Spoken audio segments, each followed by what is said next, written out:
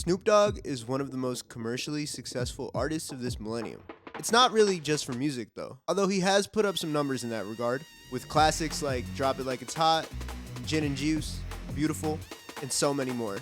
Uncle Snoop is a cultural figure far beyond the reach of his music. After being introduced to the world in the 1990s as one of the eminent West Coast gangster rappers, he evolved in front of our eyes, showing us that he can do a little bit of everything. He's acted in a wide range of movies, from stoner comedy classics like Old School, Soul Plane, and Mac and Devin Go to High School, to a SpongeBob movie, and even a Bollywood movie, Sing is King. He's hosted a VH1 show with Martha Stewart. He even made his own X-rated movie.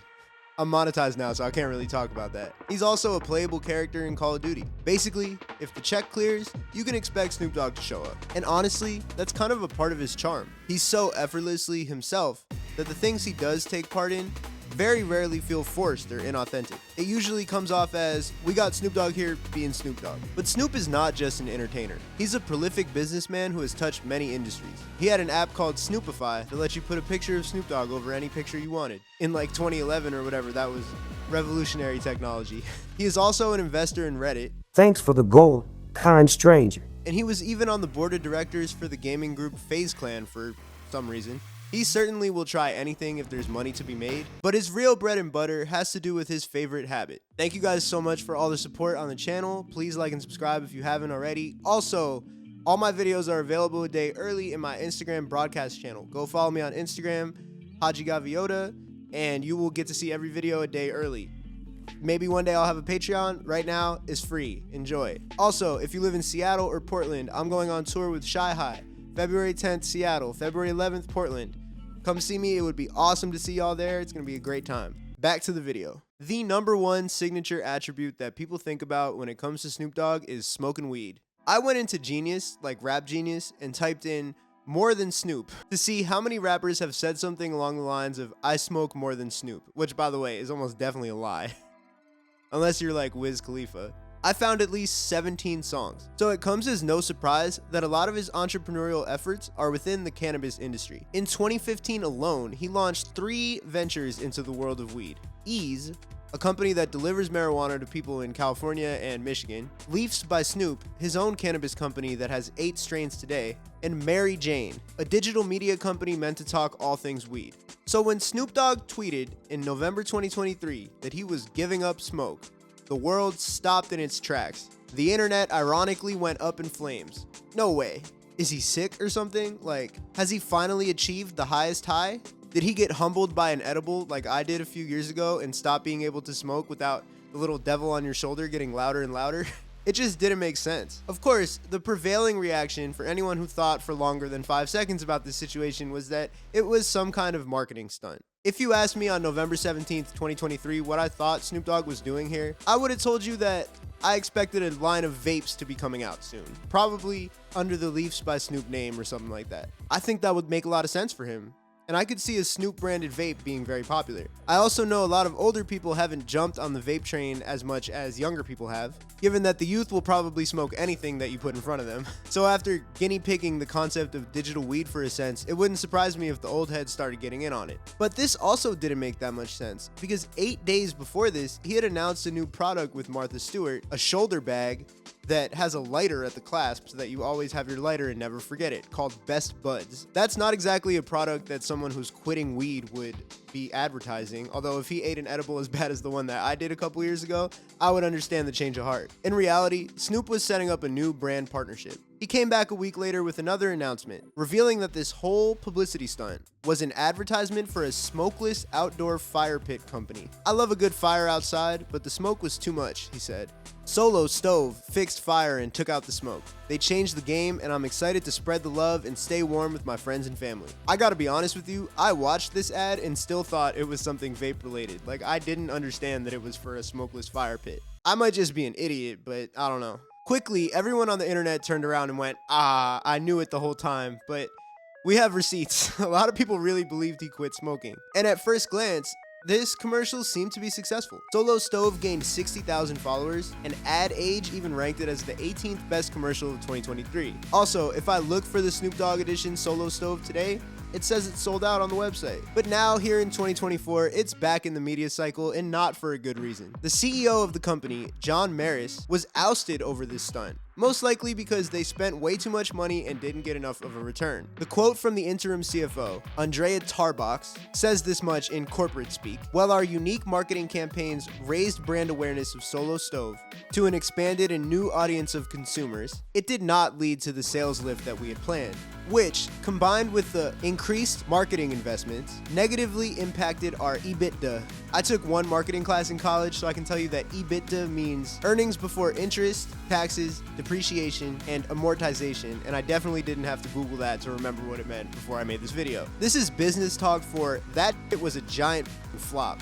This Solo Stove company is not some startup with no business experience. Solo Stove is under the umbrella of Solo Brands, who have a few other products, most notably Chubbies. Chubbies are shorts that the frat bro in your life loves. They were a big hit in the early 2010s as a digital-first apparel company, and now they've expanded from doing $2.4 million in sales in 2012 to $44.1 million in 2020. They have a firm grip on the millennial market in the United States when it comes to shorts. And as that millennial market ages, I could see why a company would think they might want to buy a $350 portable fire pit. The kids who bought Chubbies for their frat rush in 2012 are pushing 30 if they're not 30 now, and they might have a family of their own to roast s'mores in the backyard with. I don't think the Solo Stove product is some dumb idea that Mark Cuban would immediately turn down on Shark Tank, but the bigger issue here is the marketing strategy. Solo Stove fell victim to the mentality that all virality is made equal. They succeeded in going viral, that's for sure. They did a better job of that than basically any other brand. The issue is that the virality was not really connected to the product. Like I said before, I actually was pretty unsure of what they were selling. They managed to catch everybody's attention with that Snoop tweet,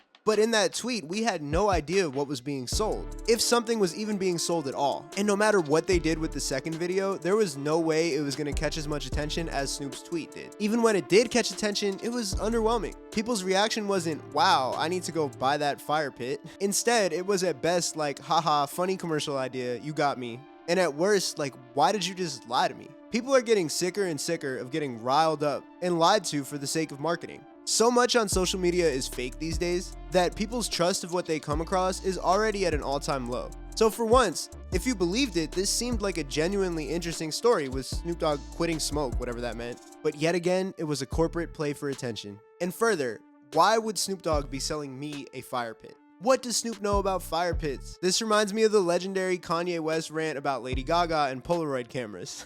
Because look at Gaga. She's the creative director of Polaroid.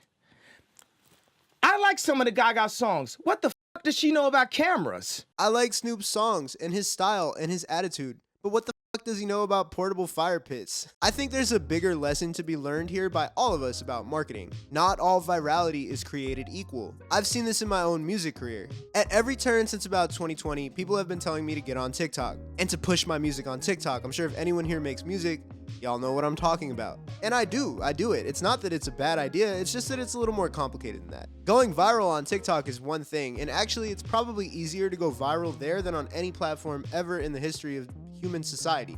I've done it a bunch of times. I work at a high school as a substitute teacher, and I would make a lot of silly jokes about that. Would they get 100,000 views sometimes? Definitely. Would I gain some followers? Sometimes. Would these people go and listen to my music? Not really. The few times I've gone viral for actual music reasons, like posting my song in my classroom and being like, my students never thought my music would sound like this, has actually contributed to my success before. My song Runner's High, its streams went from like 1,000 a day to 2,000 a day after one TikTok like that. But the difference is, in that video, I talked specifically about that song and I showed that song off. On the other side, I had an Instagram reel go viral a couple years ago where I burned a pot of rice and I used my song Oof, which is a song about fucking up, so it was perfect because it was all about the mistake that I made, right? It was topical to the video and it was funny, and the video got like 300,000 views, but that song is one of my worst performing songs ever. Not because it's a bad song or anything, but because nobody was like, "Oh, I need to stream the song in this video." They were like, "Oh, haha, funny," and they kept moving. The marketing just didn't align with making people want to go listen to it. So what about this Snoop Dogg marketing would make someone want to buy a fire pit? I'm honestly not sure, and clearly the company agrees that it didn't work. We see artists go viral all the time for reasons that have nothing to do with their music, and then people do not go and listen to their music. There are so many influencers, people with hundreds of thousands of followers who make music that nobody listens to, because that's just not why they follow them. Why should anyone care about you or listen to your song just because you're funny? Why should anyone buy this smokeless fire pit because Snoop has something to do with it? Snoop Dogg could be a fire pit aficionado for all I know. He could be fucking up them s'mores in his backyard with his kids. However, in his public persona, that's not something that shines through. In fact, Snoop has publicly admitted that he doesn't always use the products that he advertises. In 2023, he did an interview with Tiffany Haddish where he talked about the alcohol brands that he's worked with in the past. It's not like Snoop has done 1 or 2 alcohol commercials. He has his own bottle of wine with the company 19 Crimes, and he's launched his own gin called Indigo Gin. Get it? Indigo Gin. And he's done countless beer and seltzer commercials. He has a lot of experience selling something that he doesn't actually use, which I'm not saying is a bad thing necessarily. Because at the end of the day, the man made a song called Gin and Juice. He should be able to sell alcohol because he made sipping on gin and juice sound cool as f. I remember being in 5th grade listening to that on my iPod, like laid back, you know? Like I had my mind on my money and my money on my mind, and I didn't know what any of that meant. But it sounded cool as f. But are smokeless fire pits cool? Look at this commercial. This is cool? That's not cool. What does Snoop Dogg have to do with that?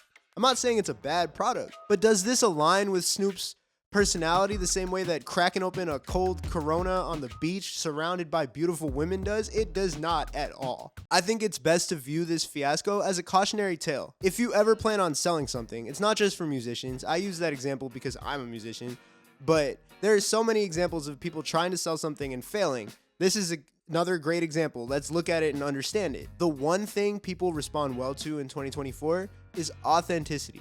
We have all grown up fully conditioned to having ads in our face at all times. I just turned ads on my video. Sorry. So much of it seems forced. A piece of the budget line spent because somebody had to spend it. Or perhaps pigeonholed in a young people like this, right? Like the Steve Buscemi meme. That kind of stuff is an immediate turnoff. So if you're planning on advertising, you need to think along the lines of why would somebody root for me? Basically, every industry has so many alternatives and options for the products that you're selling. Are you selling gin and juice? Then go see if Snoop is available. If you're selling smokeless fire pits, maybe you should have checked in with Smokey the Bear. What does he charge for an appearance?